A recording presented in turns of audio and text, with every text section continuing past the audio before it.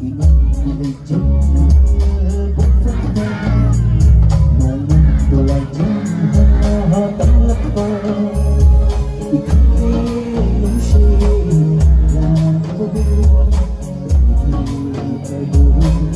ôi sao mà một lên đôi đó cũng tên kỳ anh buồn là luôn vì chính giờ đây